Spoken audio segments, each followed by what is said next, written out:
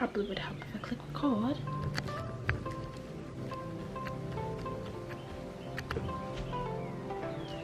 Hi bestie, my name is Sydney. Today we are talking about how to start your own clothing boutique. And this swimsuit I designed for my own boutique. We're gonna start with that. Alright, so obviously my name is Sydney, but who you have not met is Clara. She is my first mannequin I've ever purchased. And this is the swimsuit I designed.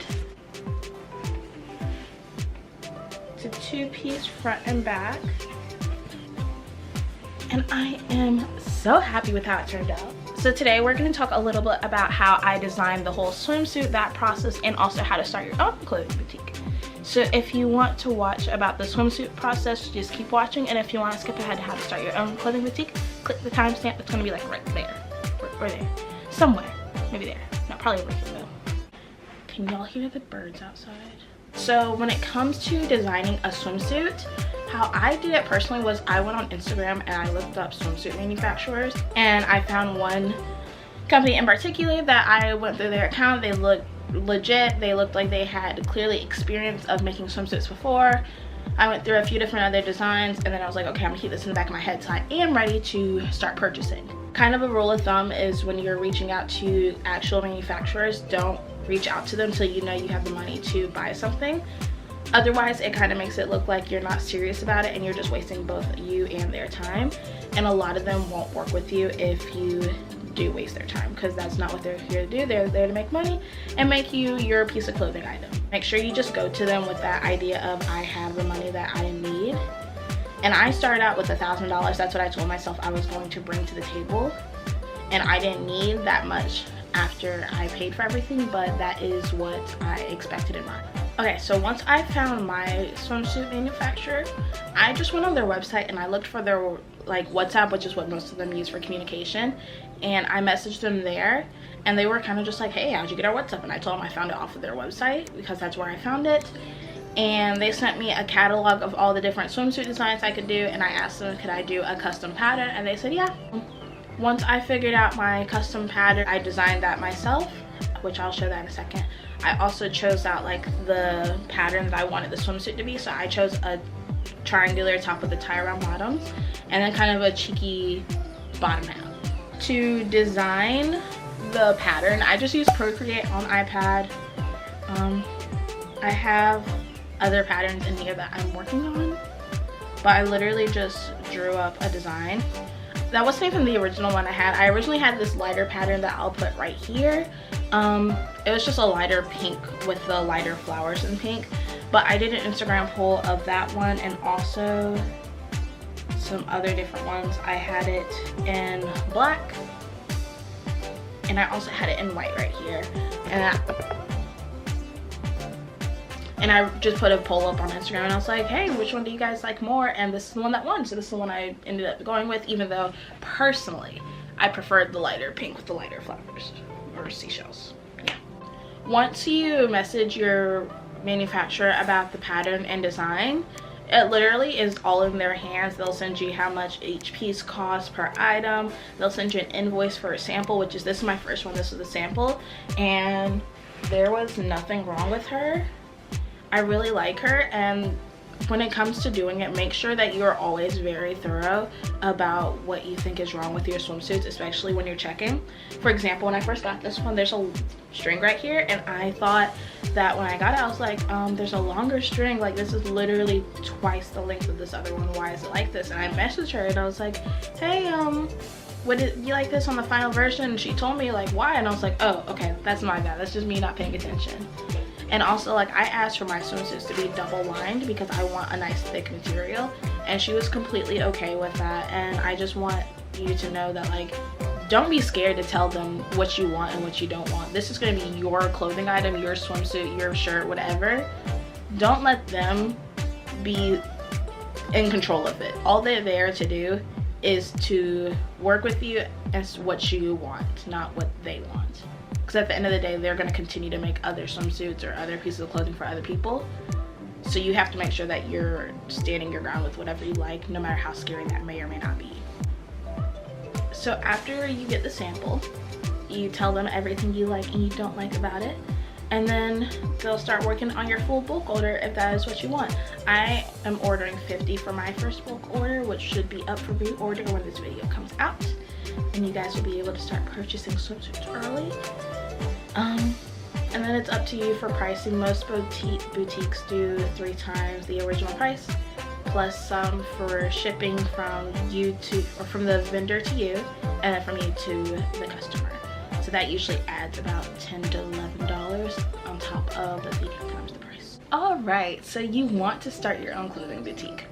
Where do we even begin? Actually, I know where we begin. You choose a name. That's the most, like, the first part that you do. You choose a name. Personally, my company's name is Chimere. I definitely was on a bunch of like baby name websites because I've always been told you name things with meaning. It was originally meant for pets, but not the point. And I kept looking through names and I came across whatever, and I saw Chimere, and when I looked into it, it says a dreamer Nigerian, and I was like, I really like that because this is a dream of mine to be able to sell clothing. So Chimere is what is now my company. Feel free to always change your name.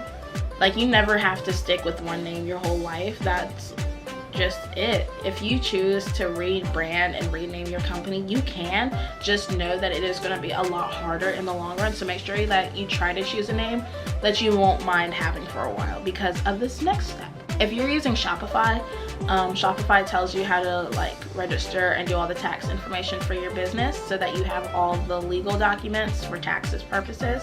I'm in North Carolina, so I had to go to the Secretary of State website, and that's where I filled out most of my paperwork for my company. Like, you could go up there and you can find Chimere up there. Next, you'll choose a niche, whatever you want to sell, whether it be clothing, candles, jewelry. If you want to do like pet accessories, I see a lot of small business do that for their dogs. Just choose one to start out with. Personally, when I started Chimere, I was selling scrunchies and earrings. I was hand sewing all my scrunchies and I was making these earrings, and that is what I did for about the first year of my company until I think it was December of 2020. I was like, I think I want to start selling clothes. It really didn't go anywhere from there until midway through December or like summer of 2021, and that's when I really started to buy inventory for my shop. And then I kind of fell off midway through the end of that year, and I picked it back up in 2022. Just like your name, you don't have to choose one and stick with it for life. As I said, I did start with scrunchies and now I'm doing clothing. There's nothing wrong with that. I still love scrunchies. I still sell earrings.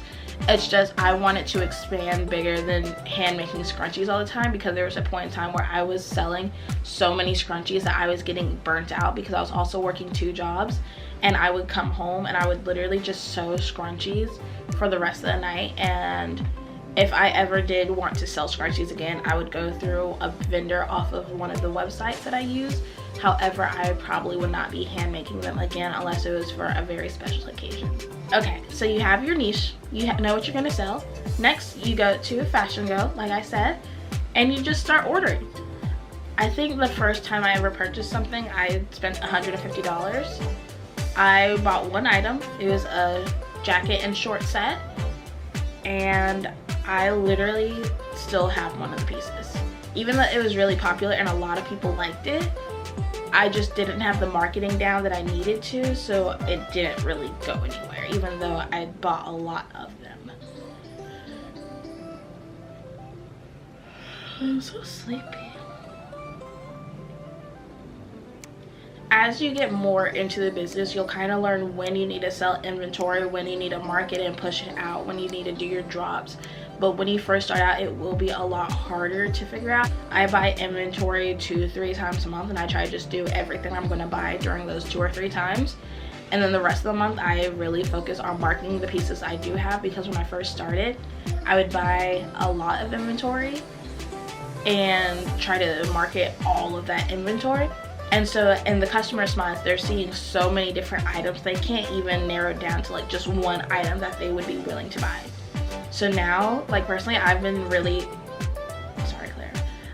been pushing my swimsuits just so people know that those swimsuits are about to come out. Otherwise they're not gonna know. And considering I designed this one myself, I really want to push this one out for people. I have a bunch of different vendors from different places. Some of the quality I like a lot more than others. However, they do have more affordable prices. There's a huge range of like pieces of clothing, so you can really choose what you want to sell in your store, whether you want that Nashville, Tennessee look, or if you're doing more of a beach look, which is what I'm doing for my company. Lastly, you just gotta market yourself. TikTok is a huge way to gain followers and just have people know who you are. I posted a TikTok a few weeks back that gave me 3,000 followers, and I don't even know why, because I think I had borrowed the idea from another small business. But yeah, TikTok is a fantastic way to go. Do pop-up events in your local town. I live in North Carolina, so they do the Raleigh Flea Market at the State Fairgrounds every weekend. I've been doing a lot of those, and I just network with people. There's a polymer clay artist who was at the Raleigh Market that I just went to this past weekend, and she said that she would be willing to let me buy some of her pieces to put back into my store. And same thing with another girl, she sells coffee. And once I open up my physical building, me and her are going to talk more, and I'm going to sell her coffee in my store, so that, you know, even though I don't have all the money necessarily to buy inventory for my shop, I also have a few additional pieces that will take up space, so I don't have to worry about buying my own inventory. Also, just reaching out to local influencers, content creators. I did a pop-up at this coffee shop called Heirloom. I'll put a video up here now of my little highlights from it. I just reached out to, I think I reached out to a total of 13 or 14 influencers slash content creators. 5 of them showed up. But those 5 were the ones that I was so happy about. They were all such sweet, amazing girls. And I am so happy that I got the chance to meet any of them, because now I'm building that relationship with them that I can come back to them in the future and say, hey, if I send you some clothing items, can you take pictures? Because you know I'm a small business and I may not have all the necessary means to pay you. While I did this event, I did buy their coffee since we were at a coffee shop. That was the most I could do, as well as I gave them free clothing items. However, like, just reaching out in the first place and just making that connection with them was huge.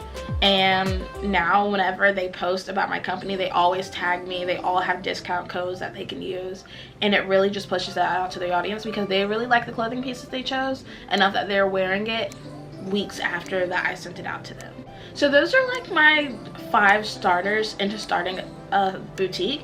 If you want a more in-depth video about any of that, just let me know. Comment down below what you would like to see about starting your own clothing boutique, or just like running a business in general. I'm going to probably be doing a few day in my lives, especially once I open my shop come next month.